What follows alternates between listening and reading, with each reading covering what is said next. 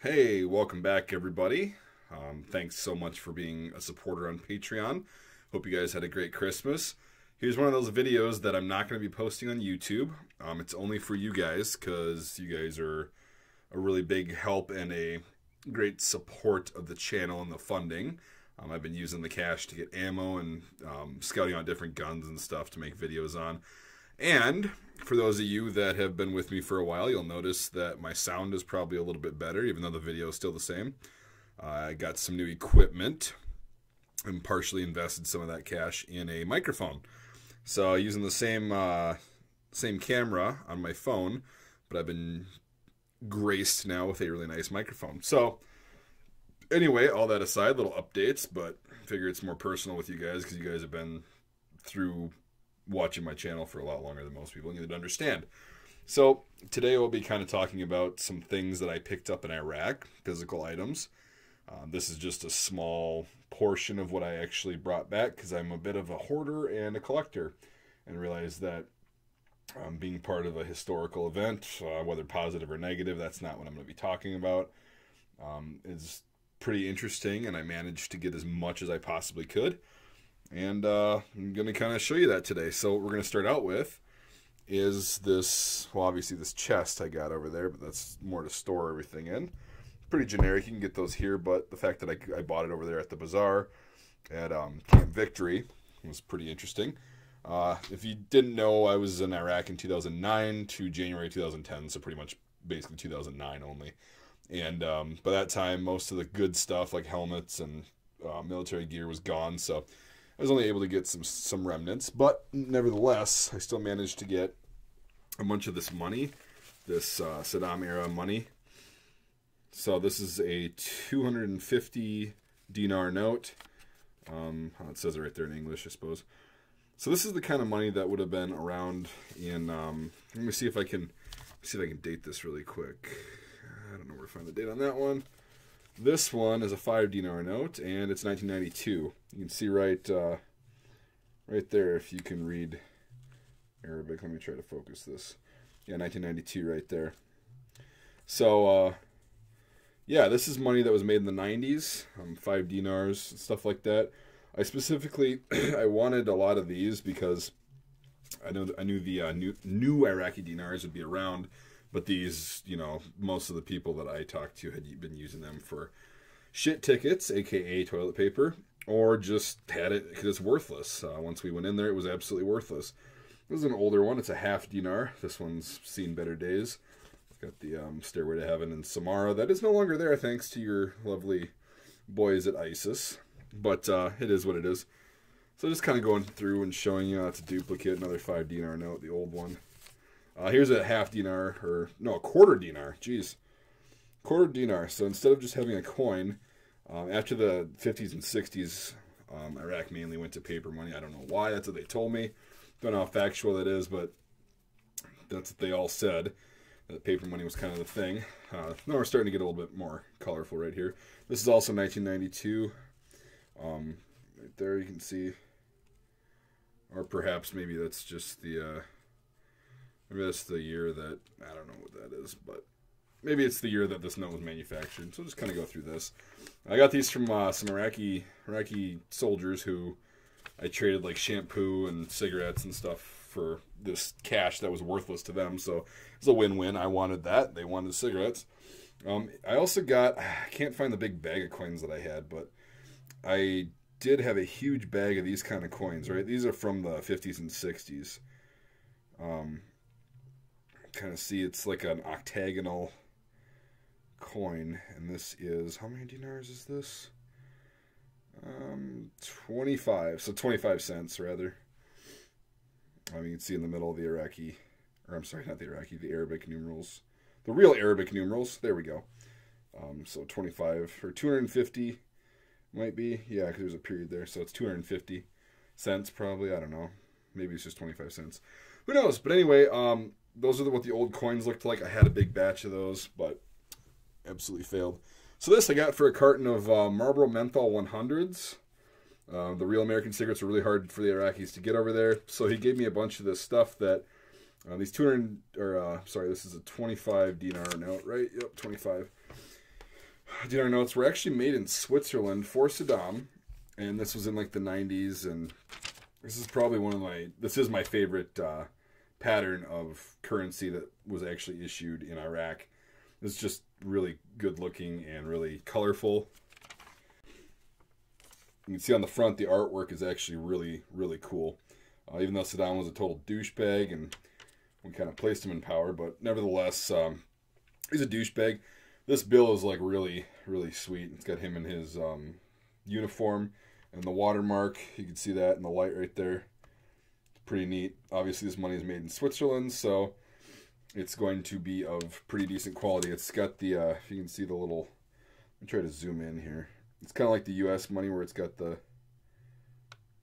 the little red and whatever lines in it from the actual fibers that the currency is made from. So that's pretty cool. And then on top of those, I got a huge stack, like a huge stack of these 250 dinar notes. Sorry about that. These were actually completely fucking worthless when we went in because they were worthless before. You see these, they're just really inconsistent, and although they're different serial numbers, they're real. They're just really shitty. They're made on paper. Like this isn't nice currency stock or whatever the hell they call it, like this stuff. This is just garbage, right? And what happened with the story with this one was that right before we came in 2003, we tried to boost the economy or whatever, and what better way to do that than print money? So a bunch of this shit got printed. It's just horrible quality. The cuts are all off. But it's historical in the fact that actually not a lot of this was made. So I did verify that it was real by multiple sources that it was real, and it really was this shitty when it was produced. And you can see the back right here. So I got the rubber band around it. I got a big stack of these too. I've given a lot of these away since I got back as kind of like souvenirs for people and my friends and stuff. But I managed to get that, so I got a nice big wad of very expensive ass wipe there. Another thing I got from one of the Iraqis, who was a really cool person. This guy was in his mid-60s, and he had been in the Iraqi army since 1968. So this guy was old. He had just retired when I got there. He retired when we invaded, and then he became a school teacher. But really cool, little old guy, right? And these are called worry beads, right? They're not exactly like the rosary, but people pray on these, and it's just kind of a stress thing or a fidgety thing. People use them for different reasons. He used it for stress and just kind of praying and stuff, and not really meditation, but just use them to kind of keep mental notes of stuff. Anyway, I saw him with these a lot, and where I was at, I'd see him almost daily. One day it was funny because me and a friend of mine were kind of asking him what he did, and he's like, oh, well, I was, this, and this, and he showed us a picture of him in an Iraqi, like, Saddam-era Ba'ath Party uniform, and he was really cool, and he said he was Special Forces, and if you ask any Iraqi soldier, prior or present, they're Special Forces, so I was just like, yeah, okay. And he goes, no, I really was, like, this is what we did. We were a pretty small operation. We trained with these militaries and this military. And I was like, yeah, okay. And he's like, yeah, we learned a lot of hand-to-hand stuff, and we did that. And then I was like, yeah, bullshit. I bet you couldn't take me. And he goes, yeah, I wouldn't want to hurt you. I was like, yeah, whatever, old man. Like, you're about 5'3". I'm 6'4", and I've got about 120 pounds on you. And he was just like all modest and stuff. And so I ran my mouth a little bit. I was only 18 years old, and he decides to like show me one night, and he was just scared that he was going to get in trouble.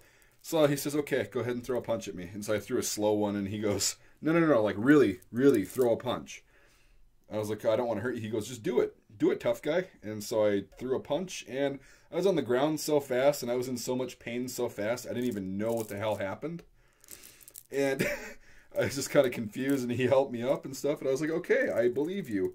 Like, I don't even know what you just did there. And so anyways, he was a really cool guy. That was just one of the stories I have with him, one of the memories. I think he died of cancer shortly after I left in 2010. But anyway, he gave me these because he said I was funny and, all that stuff, because I was just a dipshit 18-year-old. And I told him, he knew I liked history and stuff, so he told me to take these and remember his country and what had happened over there by these. So that's why I have these. They may not seem like much, and they may seem like this is some cheaply produced thing, but the person I got it from really was a really cool person, and That's why I have these. I've got another set of prayer beads too, but that was just kind of in a trade. Somebody thought I wanted them. These actually mean something to me. So, yeah, we've got those. And then, of course, like I said, every Iraqi says they're special forces. Well, I got this patch, which is like, I guess their special forces patch, and they had some like scroll or tab rather up here that said some stuff in Arabic. I forgot what it meant. Like pretty much essentially Iraqi special forces. And here's their jump wings. Basically, to earn one of these, you just have to step foot in an airplane, either if it's on the ground or in the air, and then you're qualified as a parachutist. But literally everybody that could buy one of these had one, and they wore them and said they were airborne and special forces. So it's like, okay, whatever. Two more things that are from the U.S. I got this coin from literally just doing my job. Like I didn't even do anything special for this. Literally, I just one night they were looking to give out coins, and my team leader was like, because they asked him who deserves a coin. He's like, I guess he does. So got this 89th MP Brigade. I'm not going to really go into rants about that unit because I know some of you viewers are probably had good experiences in that unit. I did not have a good experience with these guys, but anyway, I wasn't an MP. I was infantry, but we were underneath these guys because we were a National Guard unit. And I'll go into another rant in another video about that, the whole deployment and stuff. But anyway, here's what the some of the things the U.S. gives you. You get your Gay Pride ribbon, aka the Army Service ribbon. I don't know why I still have that. The Global War on Terrorism Service Medal, which is like you see somebody with one of these on their license plate, you know that they're a freaking hero. Just kidding. It's pretty much like the National Defense Service Medal, except for the GWAT.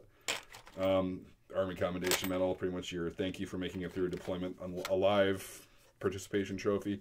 Good Conduct Medal, because I didn't fuck up for 3 years, or didn't get caught for 3 years. And then this is the actual only one I give a shit about, is the Iraq Campaign Medal. This one means the most to me out of anything I have, just because it's interesting. It's part of who I am. It is what it is. A lot of guys like their Afghanistan medal, and I like the look of this. This is actually a pretty cool. Come on, focus. Why can't the camera just cooperate? If you have never seen an Iraq Campaign medal, it's a. There we go. For service in Iraq. That's the back, and the front. I think it's a cool looking medal.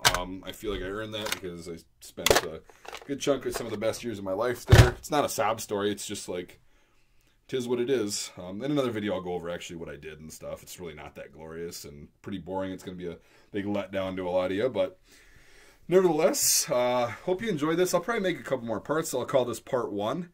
If you got any questions, go ahead and shoot them in the comments. Let's get some discussion going. As I said, only you guys on Patreon can see this. I'm not even posting this on YouTube. I mean, I am to host it, but it's not being monetized, and this is strictly for Patreon supporters. So thanks a lot, guys. Sorry it's been slow. I got a little break from school and life during winter break, so I'll try to make some more videos. Let me know what you think of the new microphone. Hopefully it's more clear and everything. And yeah, we'll see you on the next video. Thanks again for all your support, and look forward to chatting with you in the comments. Take it easy now.